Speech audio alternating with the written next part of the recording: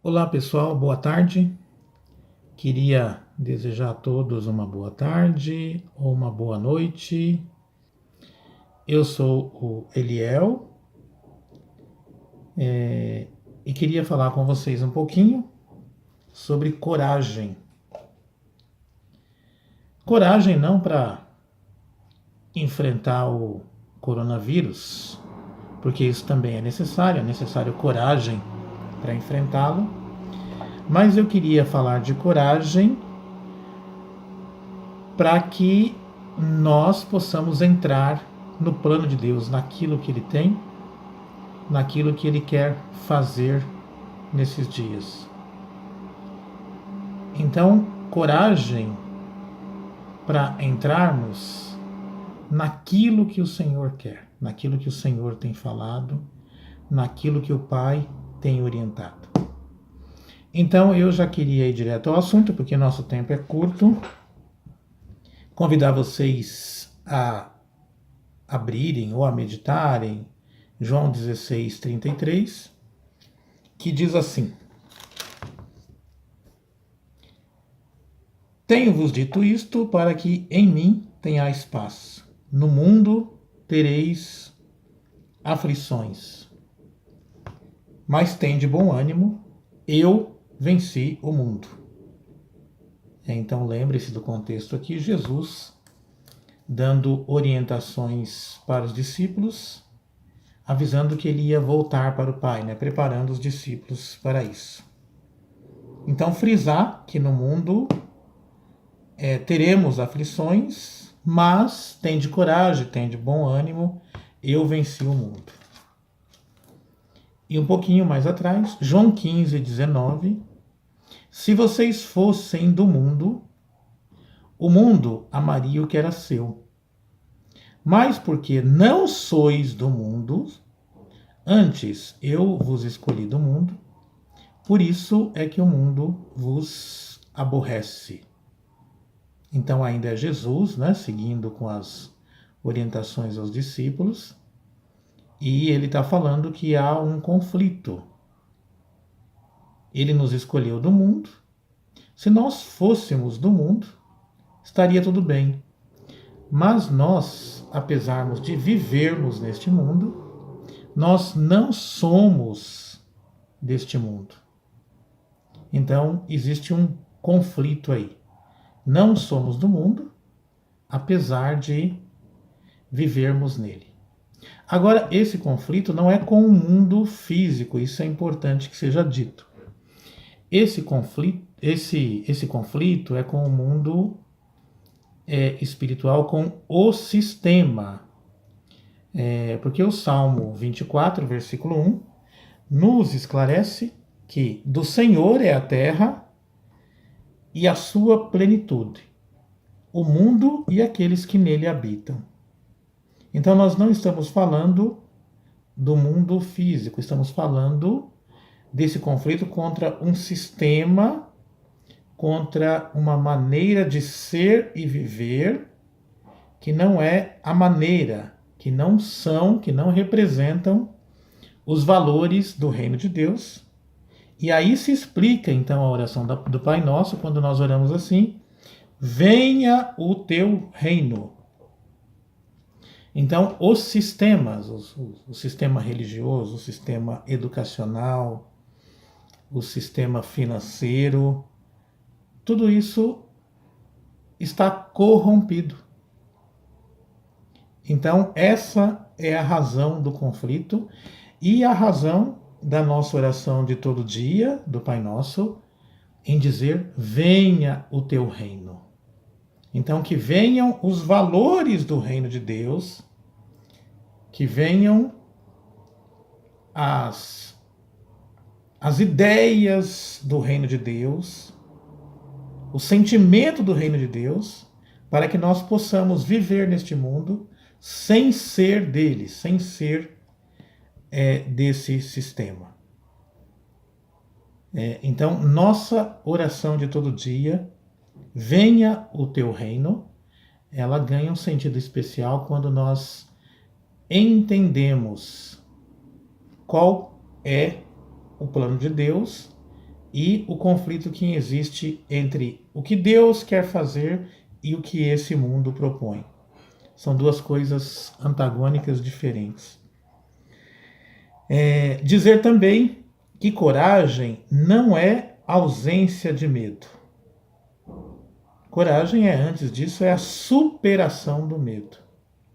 Então, ter medo, felizmente em alguns casos, infelizmente em outros, é importante.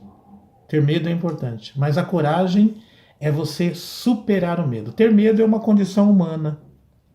Ter coragem é ter ânimo, é ter bom ânimo, é viver sob um outro propósito. Então, ter coragem não é simplesmente ficar alienado, mas ter coragem é ter uma postura de enfrentar o medo. Ter coragem para entrar naquilo que Deus tem, para sair, ou para pelo menos evitarmos que o sistema nos prenda, nos agarre, nos controle e entrarmos naquilo que Deus tem, naquilo que Deus quer. Então, esse esforço não é apenas uma tentativa, mas sim uma porfia, uma luta contínua para entrar na vontade de Deus, que é a porta estreita, né? E a gente entende também o conceito de porta estreita, né?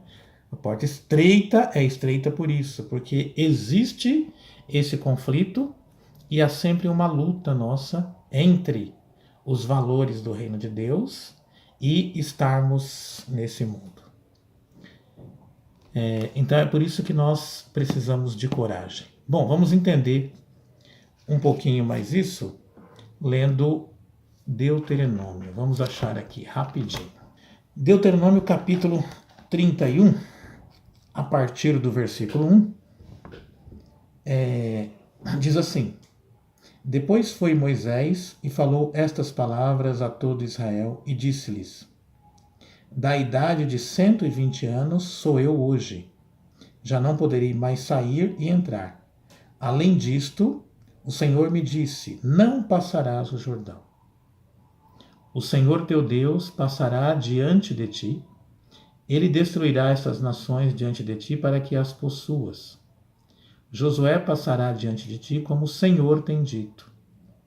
E o Senhor lhes fará como fez a Sihon e a Og, rei dos amorreus, e a sua terra, os quais destruiu.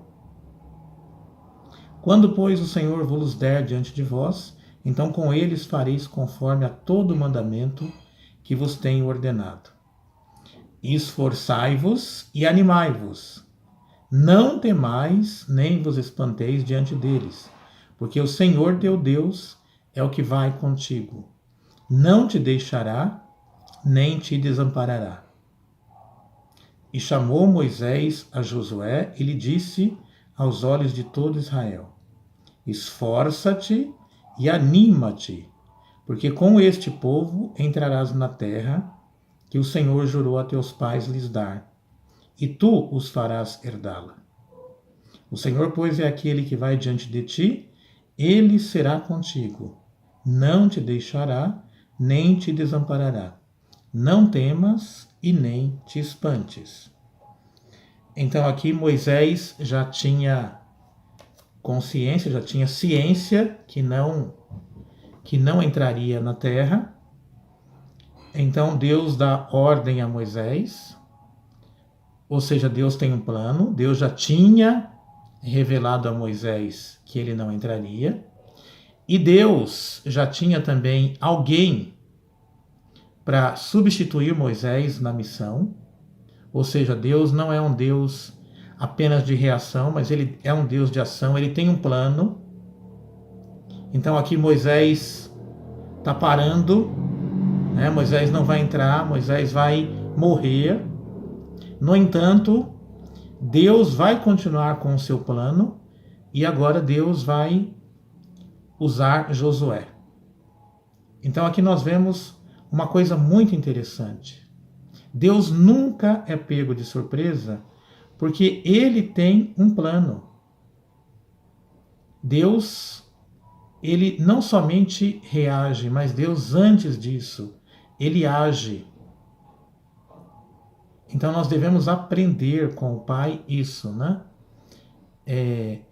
Agir, não somente reagir, mas agir antes, entrar no plano dele antes. E algumas coisas que Deus fala aqui nesse texto. Primeiro, interessante que Deus fala para todo Israel, né? Usa Moisés e fala para todo Israel. Então, apresentando ali Josué, e a palavra é para todo mundo: esforçai-vos e animai-vos, não temais, nem vos espanteis diante deles. Ou seja, diante daquele mundo de então, daquilo que está colocado, do desafio que está colocado. Deus é quem vai contigo. E depois Moisés chama a Josué e diz a Josué aos olhos de todo Israel, como tentando estabelecer um compromisso, né? Esforça-te e anima-te, porque com este povo entrarás na terra que o Senhor jurou a teus pais lhes dar, e tu os farás herdá-la. O Senhor, pois, é aquele que vai diante de ti, ele será contigo, não te deixará, nem te desamparará. Não temas, nem te espantes. E é interessante que, na continuação aqui da história do povo de Israel e Josué, Deus fala diversas vezes para Josué se esforçar e se animar. Bem, vamos adiante. Então vimos que Deus tem um plano e Deus, ele não vai parar esse plano. Interessante nós entendermos isso. O povo já tinha saído do Egito, já tinha passado o Egito, mas agora havia que atravessar o Jordão. A necessidade agora, a missão agora, o plano agora era atravessar o Jordão. E aí Josué está incumbido de fazer isso.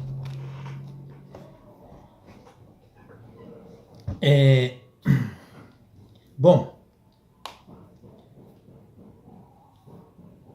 se Deus tem um plano, em que fase estamos desse plano? Qual que é a próxima etapa deste plano? E aí, gente, eu estou falando do plano de Deus. Eu não estou falando do teu plano, do meu plano ou do plano do mundo. O que Deus quer fazer? O que Deus está querendo fazer agora? Aqui Deus já tinha passado com o povo o Mar Vermelho. O Egito tinha ficado para trás. O que se tinha pela frente agora era o Jordão. E nós agora, em 2020, o que Deus tem para nós hoje? Como vivermos o que Deus tem hoje diante desse mundo de sistemas corrompidos? Como, por exemplo, viver o conceito de família neste mundo? Precisamos de coragem, é um desafio. Como viver paternidade neste mundo?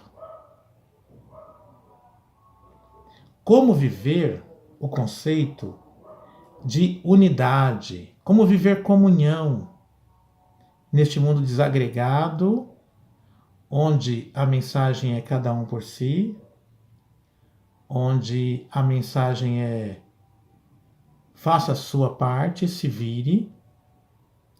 Como viver estes conceitos de família, de paternidade e de unidade nesse mundo desagregado? E entender isso é fundamental. Nós precisamos conhecer o tempo para saber o que fazer. Nós precisamos conhecer o nosso ponto histórico e onde Deus está no seu Kairos para nós entrarmos no seu plano e continuarmos no seu plano e não querermos voltar para o passado, para o Egito. Então, lições de Deuteronômio 31. Deus tem um plano. Todos conheciam o plano. Todos sabiam que agora era o Jordão que eles tinham que passar. Deus é um Deus de ação e não só de reação.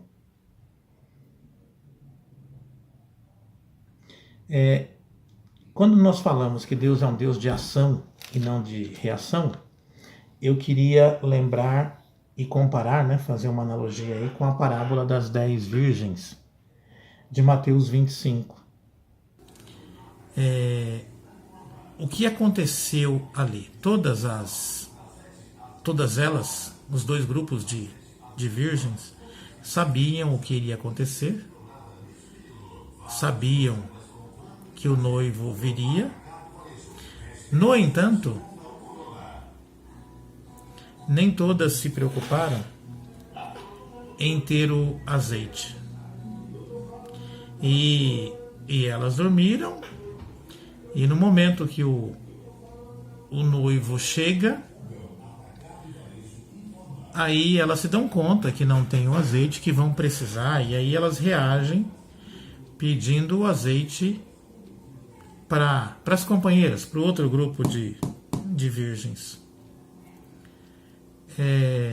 E aí é uma reação inapropriada, inadequada para o momento, porque não dá tempo, porque é impossível, neste momento, repartir o azeite, porque senão as outras ficariam sem. E muitas vezes nós estamos na mesma condição das virgens loucas. Até sabemos o que vai acontecer, mas não estamos preparados. Por exemplo, Jesus vai voltar. Sabemos que Jesus vai voltar. Mas nós estamos vivendo de uma maneira adequada ao que sabemos que Jesus vai voltar?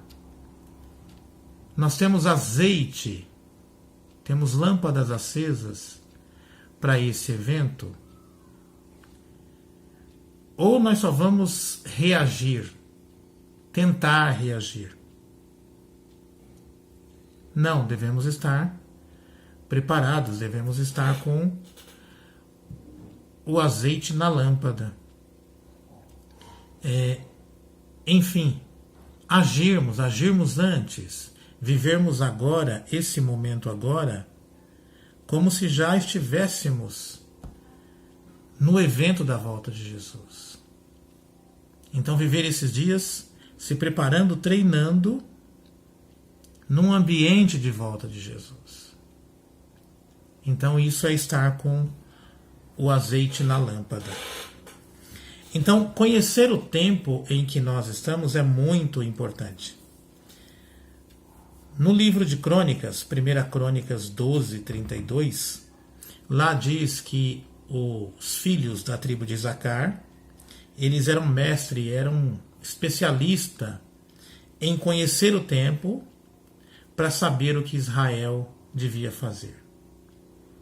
Então nós devemos conhecer o tempo que nós estamos, para sabermos o que fazer, o que devemos fazer hoje, o que Deus está querendo de nós hoje, o que Deus está esperando de nós hoje, dentro do plano que Ele está realizando. Eu vou dar alguns exemplos. Será que o momento que nós estamos vivendo ainda é o momento da renovação carismática, do Pentecostes? O momento que nós estamos vivendo ainda é aquele momento da profusão dos dons espirituais? O que será que Deus tem hoje? E não estou dizendo que os dons espirituais não sejam úteis hoje, não é isso. Mas o que Deus está querendo fazer hoje que vai nos mover, que vai nos levar adiante. O que Deus está falando conosco hoje, coletivamente? Quais têm sido ou quais são as estratégias de Deus hoje? E aí, nós precisamos entender que existem dois tempos.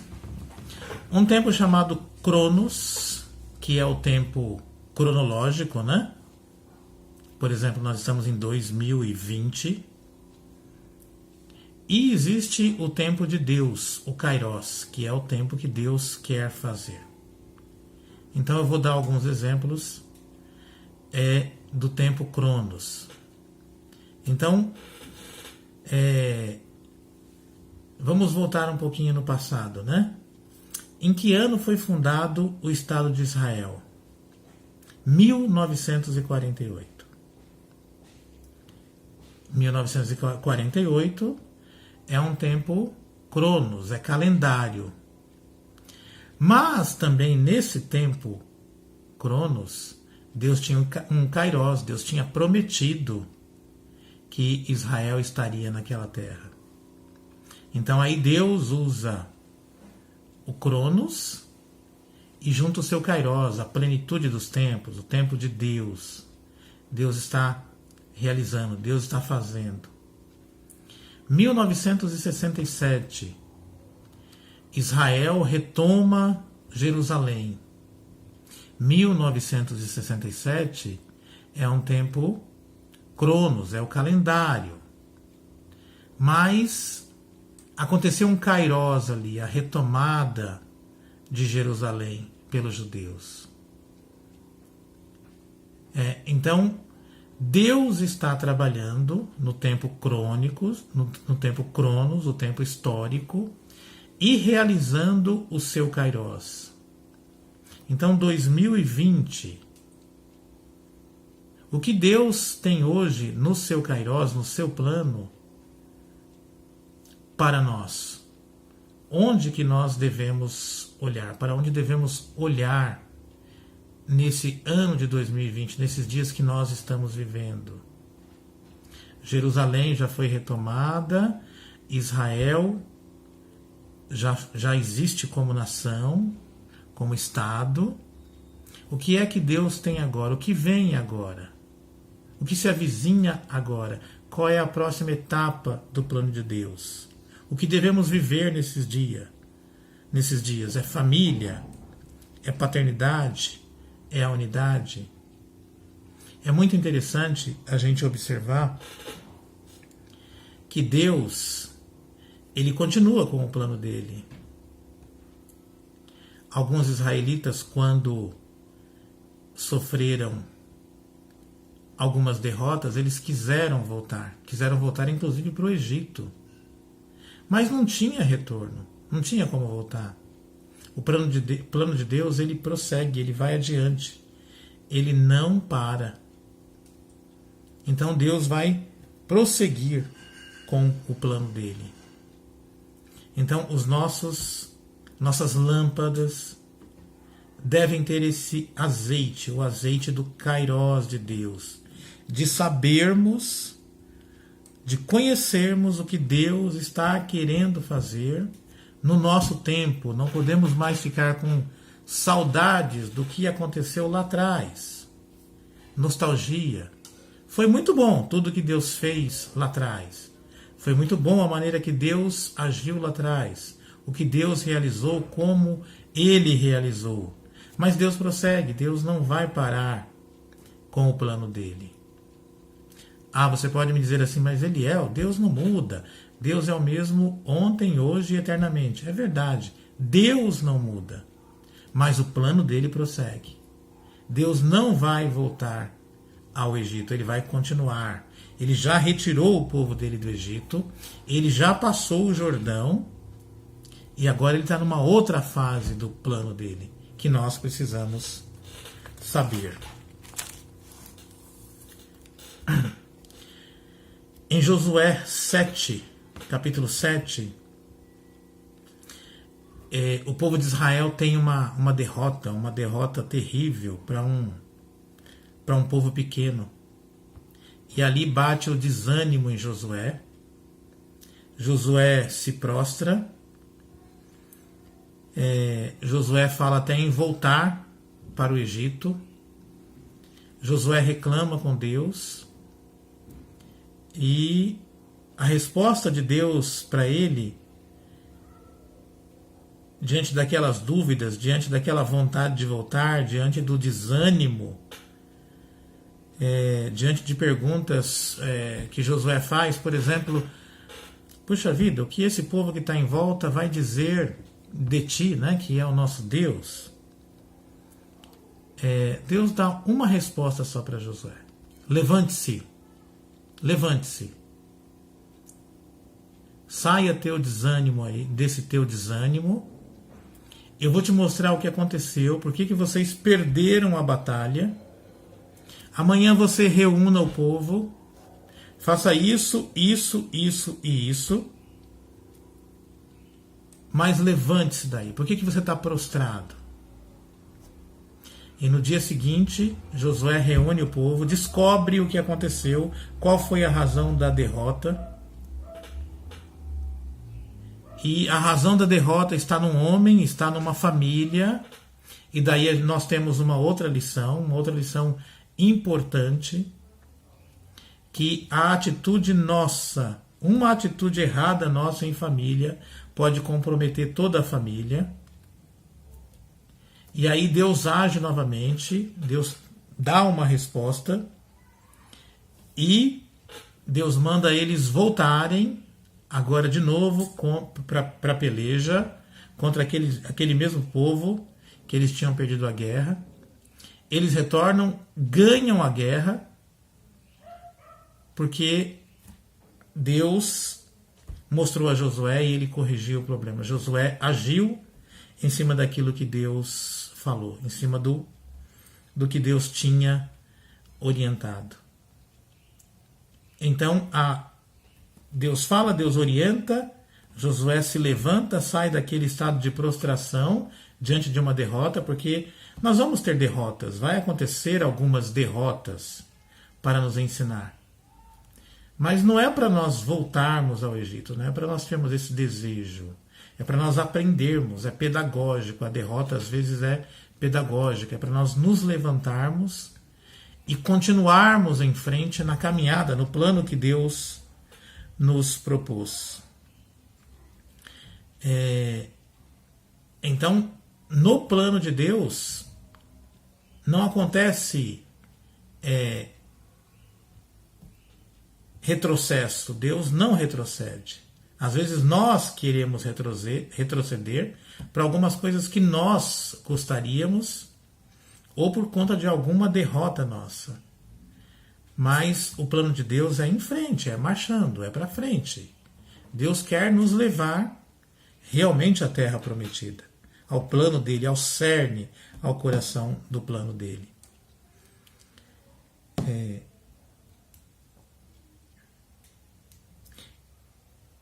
Em Josué, capítulo 14, Caleb e Josué se encontram e Caleb relembra a Josué 45 anos antes. Caleb está agora com 85, na época ele tinha 40, e ele relembra quando os dois foram até Moisés, mandados por Moisés, foram espiar a terra prometida. E Caleb relembra a Josué que naquele momento ele, Caleb e Josué deram uma resposta conforme estava no coração deles sobre a terra prometida, que era uma terra boa, uma terra que manava leite e mel. E Caleb diz que ele, Caleb, perseverou em seguir Deus, em seguir o que Deus estava colocando no coração dele, Caleb. E Caleb diz também que 10 daqueles espias que foram com eles fizeram o coração do povo derreter pelo desânimo, porque vieram com a mensagem pessimista, uma mensagem que não daria, que havia problemas, que aquela terra era uma terra de gigantes. Então a postura de Caleb nos mostra também a nossa postura nesses dias diante do que Deus tem para nós. Uma postura de sobriedade, de disciplina, de perseverança, de discernimento, de conhecer o tempo. Deus não muda, mas seus planos prosseguem. Devemos cuidar para não vivermos numa anacronia espiritual. O que é anacronia espiritual? É aquele sentimento de queremos viver o que passou no tempo presente. Isso não pode acontecer conosco. Então, sigamos adiante, vamos em frente, porque isso é o que Deus tem para nós.